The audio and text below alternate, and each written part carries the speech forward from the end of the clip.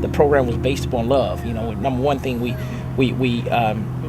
showed them we loved them by spending a lot of time with them. We took them on a lot of trips. We set up a structure for them where if they did well in school, socially and academically, then they would be able to earn celebration. We called it making a step in the program. They had to make a step by doing certain things.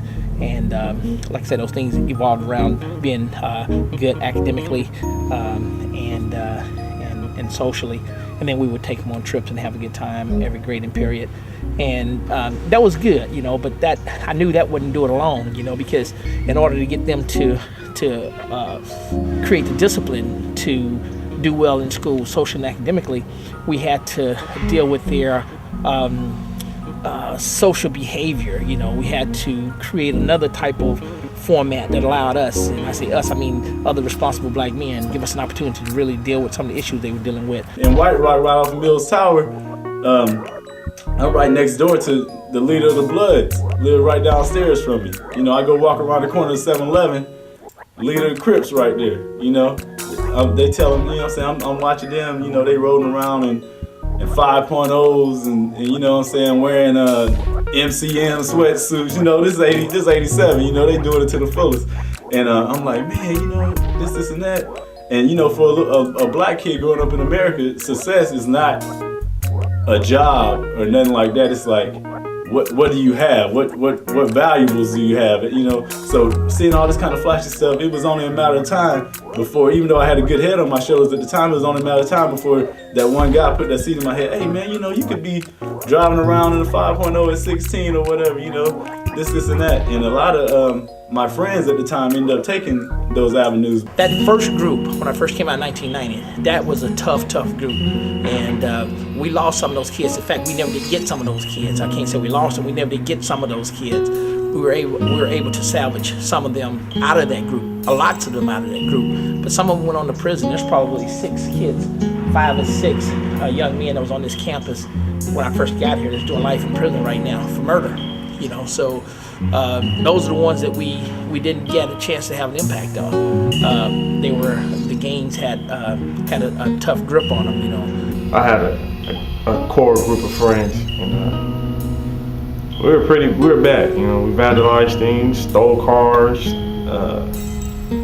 robbed stores. Basically just took whatever we wanted and swiped out the store. You're not going to the store is not going to say anything to us. And I was 9 years old, and my friends, they're a little bit older than me, 13, 14. One night we stole a gang member's car. We didn't know, we just took the car, and the guy came back and sprayed up our whole neighborhood and killed 2 of my friends. The guy, he pulled up, he just started letting loose, he just started shooting. And we all took off running, and I'm right there with my friends. So one of my friends, he just dropped. I just seen him drop. I just kept on running. I didn't even want to turn around and look at him, And we're running, and I just hear shooting. It's a non-stop shooting. Next thing I know, one of my friends to my right just falls. I just hear him screaming. Me and my other friend, we're still running. I can just hear him screaming. And, the next day, I woke up and they told me that both my friends got killed. Gang violence used to be real bad out here. Used to be gang fights out here all the time. Drive-by shootings. Had a kid try to get an OK program years ago. He signed up for the program. Never really could get him that involved though. He's still doing time. I think he committed a murder. A drive-by shooting. I think it was going into his 9th grade year. Going into his 9th grade year with the Mills Middle School. Used to talk to him all the time about making good decisions. Try to get him to go on trips with us. He actually was pretty smart too. He probably was a B student at least. Could have been a straight A student, I thought. He was real sharp, Used to talk to him all the time about who he was hanging out with. Cause he was hanging out with people that wasn't real positive, guys that used to do anything. Back in them days, I used to wear my gun all the time. I wear my badge and my gun. I'd be in plain clothes most of the time, but I'd have my badge on and my weapon would always be showing. And I walked on campus one day and this kid walked up to me and says, oh man, what's that, a 38? Because I used to wear a little 38, I said, yeah. He said, man, I got one just like that. I be smoking fools. He didn't even know me, you know. He had just came to the school, and that's who he started hanging out with. This kid I told you about, he used to make all beads and stuff. He started hanging out with this other boy. So I told him one day, I said, man, you don't need to hang out with this dude until he changed his attitude, because you smart, you going places, you can do things. Just talk to him all the time. Then one day, I was at my office. This is when my office was downtown. I was full-time sheriff's deputy at that time before I retired. I was at my office and my phone rang. So I picked up my phone. It was a homicide detective for the sheriff's department, one of my colleagues, the guy that I work with. And he says, hey, Norcross, you know this kid? He called his name. I said, yeah. He said, I'm investigating him for 187. You guys know what 187 is? Yeah, so I'm investigating him for 187. But right away, I knew he was likely to be involved in it because of the kind of people he hung out with. I couldn't tell the detective at that time, nah, you got the wrong dude. He ain't gonna do nothing like that. I was always concerned about him getting himself in trouble. So he said, I just wanted to let you know, because I know you work with those kids out of Mills Middle School, and I just want to let you know that we're gonna be investigating for that 187. So called Deputy Turner up, I told him. Deputy Turner and I went over to the kid's house. He lived over in the Villa area. Went over there, called him out of the house, took him out on the school campus, and I talked to him. I said, you're a 187 suspect. So you know anything about that? He said, no, I don't know nothing about it. I said, I'm gonna ask you again. I said, because if you know anything about it, you can come clean with me. I said, because there's more people involved in it than you. And what's gonna happen is they're gonna catch those other guys, and they're gonna sweat those other guys. They're gonna interview them, they're gonna interrogate them. And if you didn't do it, you probably gonna be the one they're gonna say did it, because they're gonna get offered them a deal if they roll over on you. And I don't care how tight you and your boys are, when they get them in that room, they start pressuring. They have them in there for 8, 9, 10 hours at a time, and they start squeezing them a little bit. They start telling about all the time they looking at if they found guilty of this crime, and they start telling them, we may be able to work with you though if you help us out. I'll tell you right now, if you didn't do it, you're gonna be the one who done it by the time they get through with them. So you need to let me know right now what you know about it, and so I can try to work with you. He swore up and down he had nothing to do with it. And they finally caught him, arrested him. Come to find out, they say he was a shooter. That's what they say. Whether he was or not, I don't know. But some of the guys that was involved in it with him, they out. They did a little time. He's still in jail, and this been, oh man, it's been 12, 10, 11 years ago at least. It's been a long time. He went in, like I say, he was going into his 9th grade year, the summer. He was riding around with some cats and saw a guy, just shot at him, killed him. You know, now I see it's ridiculous, you know. That was another black man that just took his life from 2 other black males. You know, for what? You know, we were bad kids, but you know, we had a future.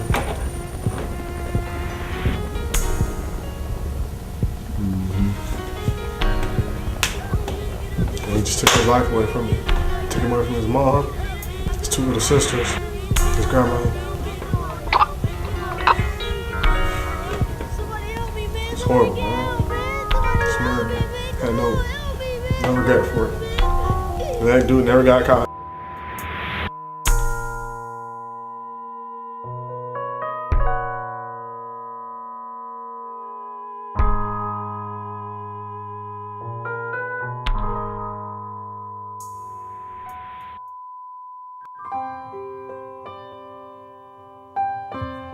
What was your impression about him? He's a police officer. I didn't keep him stay away from me. I mean, he'll tell you. I cuss him out. I don't grab me. Don't effing grab me. Don't touch me. Don't come near me. And I wasn't joking. Like literally wanted to fight him sometimes, but I knew I couldn't win because he's bigger than me. But I would have tried. You know, that's just the mentality I had. And we done been in several stick situations where he had to grab me up because I just was not following directions. I mean, who is he to come in my life and tell me what's right and what's wrong when I got parents? When I thought my parents should be doing that. If they not doing it, can't nobody else do it. Did you ever feel like you couldn't reach some of us? You know, You know, some was harder than others. You know, guys like Roderick Stewart, for example. You know, Roderick was a kid that had a lot of anger. Didn't trust me because I was the police. Didn't trust anybody. He had learned how to depend on himself and the guys that he ran around with in his clique. Pretty much, I don't even know how much he trusted all of them. Roderick was just he was a tough kid, you know. So there were cases like that, but I always figured that if you had an opportunity to hang out with the kids and be around them, you had a chance to influence them eventually. Pretty much, my mom and dad did drugs. I mean, every dollar they got, they sent it to drugs. We had no lights. We had homeless. I mean, countless number of times as a kid, just being homeless, sleeping in my cars and everything. So once I really started selling drugs, I put it back in the house, trying to pay rent, keep a duplex, a roof over our head, or just anywhere we live. Just wanted to bring food in the house. I mean, all the stuff that I'm telling y'all, hindsight, I did have common sense, but it was pretty much being thrust in the situation. You know, everyone wants to do right and be right, but I was pretty much put in a situation to do what I had to do for my family to survive. Period. Point blank. So that was basically it. I literally sold dope. You know, I like nice clothes. I bought me a car. I had cars. I mean, 11, 12 years old, buying a car, driving it to school, and just, I mean, you name it, with guns and everything under the front seat of each car. We wasn't out here just to play, like I keep saying. I think everybody should understand how serious it was in Rancho Cordova at this time that Officer Norcross showed up for us. It was people dying in the streets. So, I mean, it was tough. I was 7th grade, I mean, literally walking around with a .357 the size of my arm in my waistband, leaving in the car, parked in the car.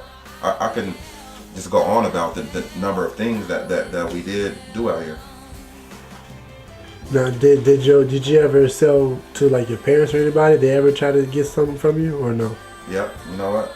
There's no time for lying, no time for games. I sold several times to my parents.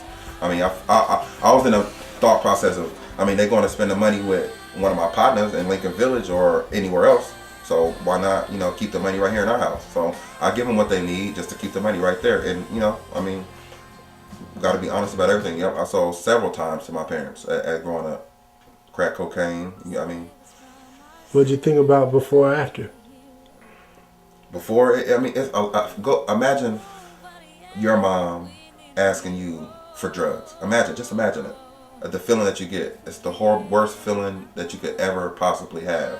You know, it's even worse when you actually finally go through an argument with your mom about giving her drugs, and then you finally break down and give them to her. That's even worse. That's even worse when you have to hand your mom a $20 rock just to make her happy. Then she go right in the next room and just smoke it. Then she come out with a whole different attitude. And it's tough, man. It was. I'm a kid. I was a kid. No kid should have to be subject to anything like that. Period. Point blank. But I made the decisions to sell it to him to do it. But I was thinking, I mean, we need the money in our house. So I was hopefully doing the right thing by selling to them and keeping the money here. Because when I wouldn't sell it to them or I didn't have it, they would go somewhere else and spend it. No matter where they went, they was going to get it, whether I had it or not. So I guess it was, my thought process that time was thinking, it's okay because we're keeping the money here for our family and our house. And I'll tell you now, I made $40 for my mom. 10 minutes later, give her the $40 back. Because she come in there asking for it. I'm not going to say no, you know, because it'll start a whole bunch of other stuff that really didn't need to go on. So just felt horrible. You know what I mean? Still to this day, right now. You know, it can put a lump in your throat when you think about it, to be honest. I love Deputy Norcross. He helped me and my son so much when he was at Mitchell Middle School, Cordova High School. My son was always an exemplary student and athlete, and just a wonderful person. I'm so proud of Ali. You did a wonderful job. Ali did a good job too. Oh, he did. Oh, yeah. He has been blessed. Yeah, I'm proud of it. Yeah. I was thinking about you today. You know I was gonna make it. Oh yeah, we made it. I'm gonna cry. Big ups to the OK program, Officer Norcross. I did it. Thanks for helping me throughout my whole life, man. God bless you. You know, Pittsburgh, California taught me the drug game at the age 10. 10. 10. At 10? At 10. Sold my first rock of crack cocaine at the age 10 to get a haircut. To pay for my haircut. Who'd you get it from? Who did I get it from? An older cat that I knew. That my mom allowed to come around me. And I'm pretty sure she knew what he did, but I don't know. That's the way it went down for me. 10 years old. I was taught how to look out and see who's coming, which customer is cool, and to go get it. 10 years old. So, I mean, like, what is an average kid at 10 supposed to be doing? Playing with Tonka toys or something. Playing with Tonka toys or something. Not doing nothing wrong. Not doing nothing wrong. But now when, you know what I'm saying, I sold that one rock and that was it. Some of us come to school hungry. Some of us come to school after a mama been beat up by the boyfriend. Some of us come to school right off the streets from selling drugs all night long. Because mom said, you gotta take care of your little brothers. And while she lay up, cracked out or drunk or whatever, you gotta deal with that. 10, I'm thinking 10, 5th grade. 5th grade. No, actually I was in the 4th because I got held back. 4. I got held back. For what? For what? I guess I wasn't I wasn't learning to what they wanted in that public system. I wasn't learning the 4th grade arithmetic and all of that, so I got held back. Did you feel that you didn't learn, or you felt like they had it out for you, or you didn't show up to school, or what was the reason you thought they held you back? Well, I moved around a lot. You know what I'm saying? I switched schools and come back to the same school, and you know what I'm saying? I just wasn't getting the proper education that I needed at that time. Because, you know, my mom had me when she was 13.